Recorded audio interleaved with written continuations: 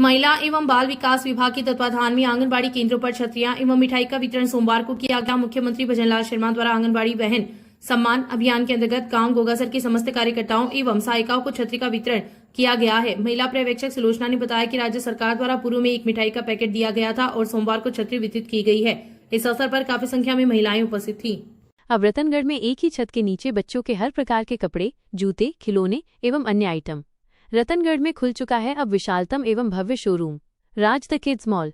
यहाँ electric car व bike, remote control car और बाइक सहित अन्य सभी प्रकार के खिलौने एवं किड्स वेयर सामान उपलब्ध हैं।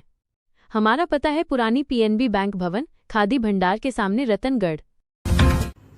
पंचायत समिति सभागार में सोमवार की शाम एसडीएम मिथिलेश कुमार व डीवाईएसपी अनिल कुमार ने शहर के प्रबुद्धजनों, व्यापारियों एवं सीएलजी सदस्यों की बैठक लेकर शहर के बाजारों में व्याप्त समस्याओं पर चर्चा की। उपस्थित अधिकांश लोगों ने शहर की ट्रैफिक अव्यवस्था, वाहनों की पार्किंग एवं नॉन वेंडिंग जोन में खड़ी होने वाली हाट ठेलों की समस्या के समाधान की मांग अधिकारियों से की।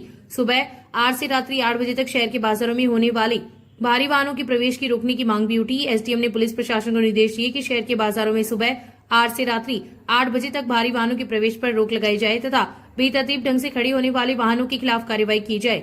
शहर के पूजा मार्केट में सड़क पर खड़ी होने वाली बाइकों से आवागमन प्रभावित है, जिसे दुरुस्त करने की भी मांग उठी। वहीं रेलवे स्टेशन रोड पर, जिला अस्पताल के आगे एवं लिंक रोड पर खड़ी होने वाले वाहनों को भी वहां से अन्य स्थान पर स्थानांतरित किए जाने की मांग की गई। उपस्थित लोगों द्वारा बताई गई समस्या को अधिकारियों ने गंभीरता से सुना तथा आगामी समय में समस्या समाधान करने का आश्वासन दिया। एसडीएम ने बताया कि आगामी समय में एक और बैठक आयोजित कर लोगों के सुझाव लेकर जनहित में फैसले किए जाएंगे। इस दौरान निरंजन दामराइत, महेंद्र इंदौरिया, राकेश शर्मा, दीपक मुरारका, सुरेश मुरारका, अनिता महर्षि, गीतू घोड़ेला, मंजू बारवाल, अनिता मुदगल, प्रवीण शर्मा, टेम्पो चालक महेश शर्मा, बजरंग सैनी, अमरचंद स्वामी ने शहर की विभिन्न समस्याओं से प्रशासन को अवगत करवाया। इस दौरान काफी संख्या में लोग उपस्थित थे। कुछ दिन पूर्व श्रीमान महानिरीक्षक पुलिस रेंज बीकानेर अपने कस्बा रतनगढ़ में पधारे थे। तब उन्होंने यहाँ के सभी नागरिकों की, व्यापारियों की, सभी लोगों की सीएलजी मीटिंग उन्होंने आहूत की थी और उसमें कई विचार आए थे। एक विषय था महत्वपूर्ण विषय, शहर की यातायात की व्यवस्था पर। उस विषय को लेकर के सभी प्रशासन के अधिकारियों को श्रीमान एसडी साहब स्वयं पधारे थे और अन्य अधिकारी भी, नगर पालिका के सभी लोग आए थे। उसमें मुख्यतः कुछ बिंदुओं पर जो बातचीत की गई थी वो था पार्किंग की व्यवस्था, नो एंट्री का जो है अब सबकी सहमति से, व्यापारियों की, सीएलजी के सदस्यों की, टेम्पो की और जितने भी व्यापारी लोग हैं सबकी सहमति से 8 से 8 बजे का निर्धारित किया गया। पहले ये शाम के 5 बजे तक था। 5 बजे तक हैवी व्हीकल आने के बाद में लोडिंग अनलोडिंग करने के लिए वो काफ़ी देर तक खड़े रहते थे, जिससे यातायात अवरोधित होता था, बाधित होता था और ट्रैफिक जाम की भी स्थिति बनती थी। अब ये सबकी सहमति से शाम के 8 बजे से लेकर के सुबह 8 बजे तक नो एंट्री का वो जो है ओपन रहेगा। हैवी व्हीकल आ सकेंगे। सुबह 8 बजे से लेकर के शाम के 8 बजे तक हैवी व्हीकल और लोडिंग व्हीकल जो है वो मार्केट के अंदर नहीं आ पाएंगे। उनके अगर वो आएंगे तो उनके खिलाफ हम कार्रवाई करेंगे नियमानुसार। दूसरा हमारा था पार्किंग की इस शहर के अंदर व्यवस्था है नहीं, परंतु 1-2 जगह कुछ लोगों ने सुझाव दिए हैं कि पार्किंग की व्यवस्था इन जगहों पर की जाए।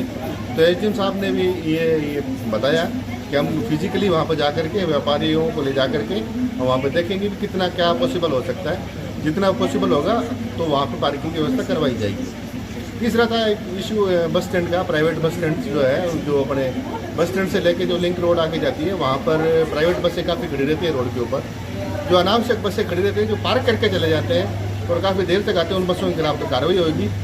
और एक किसी नागरिक ने सुझाव भी दिया था कि अपने थाने के पास में बस स्टैंड बनाया जा सकता है, एक व्यवस्था है, जगह है। तो नगर पालिका के अधिकारीगण आए हुए थे, तो उनसे बातचीत भी की थी। उन्होंने कहा कि वो जगह नगर पालिका की है, उस जगह का और अवलोकन कर लिया जाएगा कि उसका स्वामित्व किसके पास है।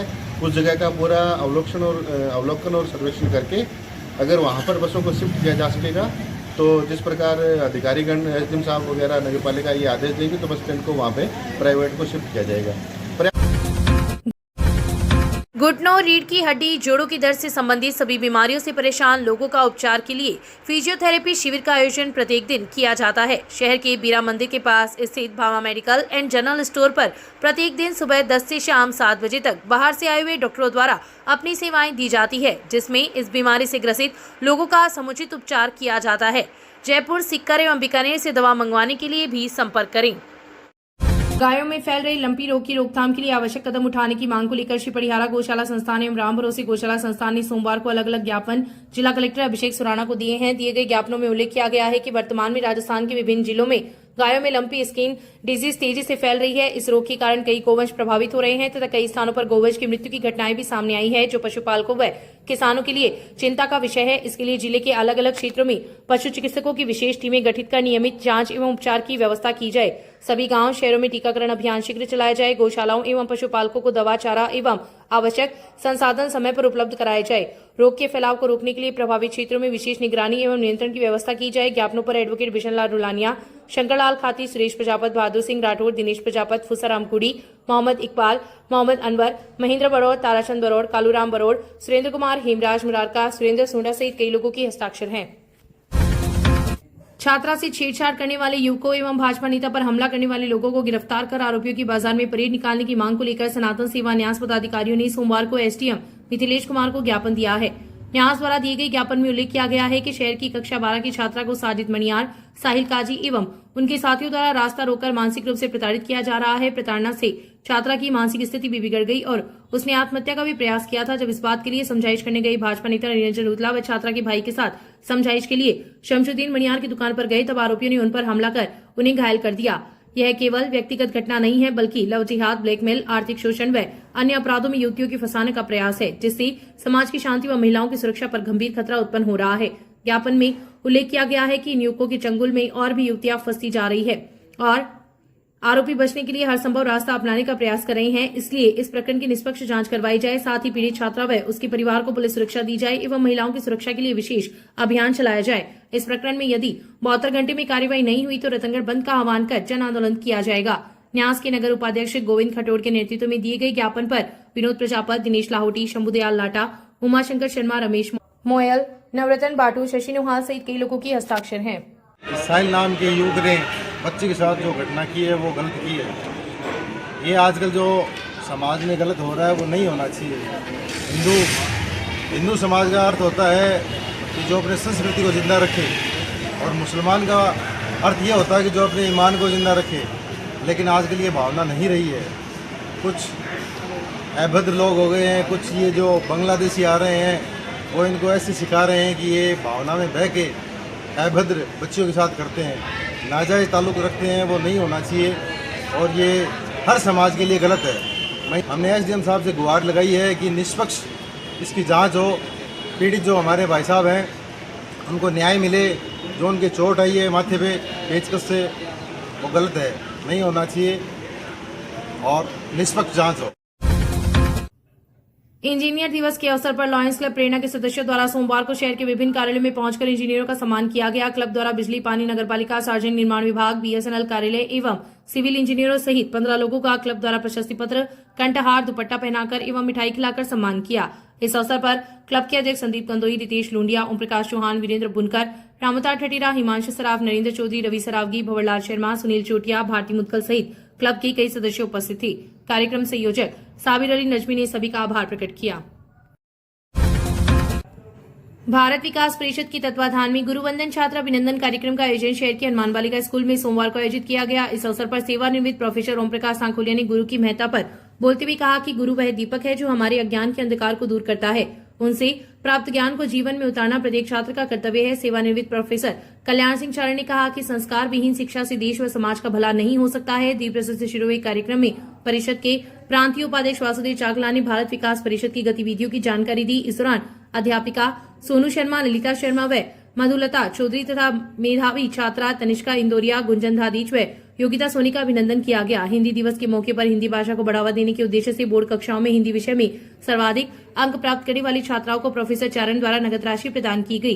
प्रकल्प प्रभारी राजेंद्र सिंह बिदावत ने परिषद द्वारा आयोजित गुरुवंदन छात्र अभिनंदन कार्यक्रम के उद्देश्य पर प्रकाश डाला। शाखा अध्यक्ष सत्यनारायण टेलर ने पर्यावरण संरक्षण को बढ़ावा देने एवं पौधे लगाने का आह्वान करते हुए प्लास्टिक का कम से कम उपयोग करने का आह्वान किया। शाखा सचिव परमेश्वरलाल आत्रे ने नशे के दुष्परिणाम बताते हुए नशे से दूर रहने की शपथ दिलाई। इस अवसर पर संस्था प्रधान मेघा शर्मा, उप प्रधानाचार्य पवन चोटिया, सुखदेव सांखोलिया, राजेश शर्मा, जगदीश स्वामी, नंदकिशोर, रमा शर्मा सहित कई शिक्षक एवं छात्राएं उपस्थित थी। संचालन शैलेश शर्मा ने किया। गुसाई धोरा उच्च जलाशय से होने वाली पेयजल आपूर्ति बाधित होने से मोहल्ले के लोगों का सोमवार को आक्रोश फूट पड़ा तथा टंकी के पास एकत्रित होकर विभाग के प्रति रोष प्रकट किया। पालिका उपाध्यक्ष शाहरुख खान एवं पार्षद मुख्तार खान ने बताया कि टंकी के पास स्थित अम्बेडकर भवन की 4 दीवारी का निर्माण कार्य नगर पालिका द्वारा करवाया जा रहा है, लेकिन ठेकेदार द्वारा की जा रही खुदाई के दौरान मुख्य लाइन शनिवार को क्षतिग्रस्त हो गई, जिसके कारण शहर के 5 वार्डों के हजारों भुगताओं को 3 दिनों तक पानी से वंचित रहना पड़ा। जनप्रतिनिधियों ने आरोप लगाया है कि ठेकेदार द्वारा पेयजल आपूर्ति लाइन के ऊपर दीवार बना दी गई है, जिससे आने वाले समय में लाइन टूटने से लोगों को काफी परेशानी का सामना करना पड़ सकता है, जबकि इस संबंध में जलदाय विभाग एवं नगरपालिका प्रशासन उदासीन बना हुआ है। शनिवार की सुबह टूटी पेयजल आपूर्ति लाइन सोमवार की दोपहर दुरुस्त हो पाई और उसके बाद पेयजल आपूर्ति सुचारू हो पाई। मोहल्ले के लोगों ने बताया कि नगरपालिका द्वारा करवाए जा रहे दीवार निर्माण की दिशा को बदला जाए या फिर जलदाय विभाग इस पाइपलाइन को दीवार के बाहर डलवाए, तभी इसका स्थायी समाधान हो पाएगा। हृदयनगर की वार्ड संख्या 23 निवासी एक महिला ने पार्षद एवं भाजपा नेता सहित 10-15 लोगों पर पति व बेटी के साथ मारपीट करने का मुकदमा पुलिस में दर्ज करवाया है। पुलिस ने महिला की रिपोर्ट पर मुकदमा दर्ज कर जांच शुरू कर दी है। पुलिस ने बताया कि रतनगढ़ के वार्ड संख्या 23 निवासी जरीना बानो ने पुलिस को दी रिपोर्ट में उल्लेख किया है कि 11 सितंबर को भाजपा नेता निरंजन रूतला, पार्षद युधिष्ठिर जोशी, यश शर्मा, राकेश रूतला सहित 10-15 अन्य लोग उसके पति शमशुद्दीन की दुकान में जबरन प्रवेश कर दुकान पर लगे शीशे व दरवाजे तोड़ दिए तथा इन दोनों के साथ मारपीट की। उक्त लोग मौका देखकर वहां से भाग गए तो इन लोगों ने जान से मारने की धमकी भी दी है। पुलिस ने मुकदमा दर्ज कर जांच शुरू कर दी है। वहीं इस प्रकरण में 11 सितंबर को शहर के एक युवक ने कक्षा 12 में पढ़ने वाले उसकी बहन के साथ साजिद मणियार व साहिल काजी तथा 2-3 अन्य लोगों को छेड़छाड़ का आरोप लगाया तथा इस बात की शिकायत करने के लिए पुलिया संख्या 2 के पास स्थित शमशुद्दीन की दुकान पर गए थे। इस दौरान पिता पुत्र ने भाजपा नेता निरंजन रूतला व छात्रा के भाई के साथ मारपीट की, जिसमें भाजपा नेता रूतला घायल हो गए, जिसका मुकदमा भी पुलिस में दर्ज हुआ था।